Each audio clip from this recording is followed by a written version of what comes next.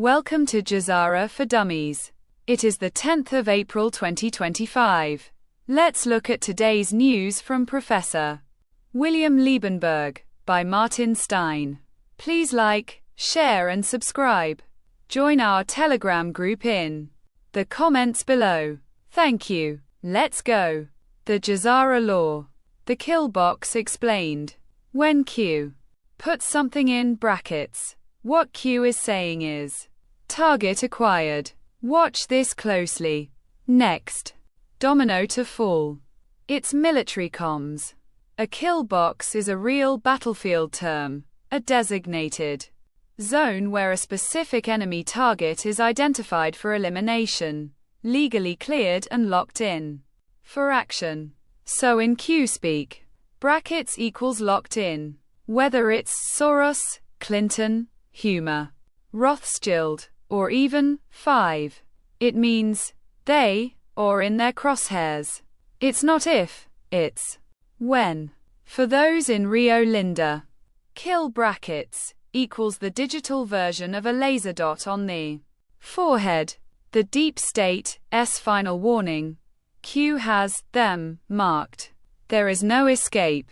There are no deals. Q. When Q tags them, it's not a maybe, it's a countdown to something that's coming. And guess what? Nothing can stop what is coming. Q.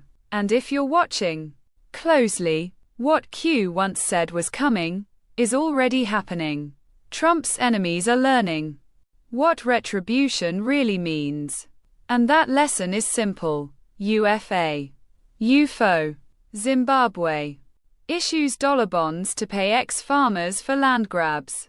The payments are the first under a so-called global compensation deed, signed in 2020 between the state and the former farm owners, in which Zimbabwe committed to paying $3.5 billion for improvements made on the farmland. Can the idiots from the South African government learn from this?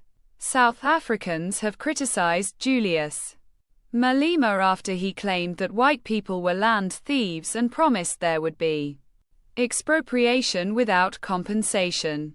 Julius Malema says white South Africans are land thieves, annoyed as he calls for expropriation.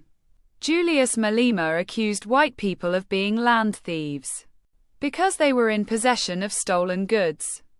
The leader of the Economic Freedom Fighters said his party would expropriate farms and hand them to farm workers. South Africans criticized Malema for his comments, saying that he was causing racial division. South Africa's ANC government exposed. Government pensions are being looted into oblivion right now. This full expose reveals how ANC cadres are siphoning over 10 billion rand a year from the government employees' pension fund while pensioners get scraps. Payment systems. SEC files new motion in Ripple lawsuit. Says case is still on appeal. Since Ripple made these statements, the SEC has not publicly affirmed plans to drop the appeal. Experts suggest that the SEC would issue a statement after its commissioners approved the appeal dismissal decision at a closed-door meeting. Since Ripple's announcement, the SEC has held 2 closed-door meetings without issuing a statement on the Ripple case. This silence continues to spark concerns among XRP enthusiasts, with some suggesting that the case is not yet over. The 7 Kingdoms.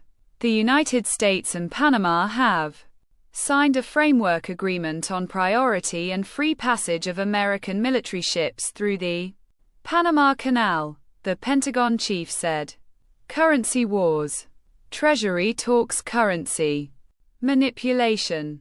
Scott Bessent clearly states in his press conference that they want to discuss with each country bringing down their tariffs, non-trade tariff barriers, and discuss currency manipulation.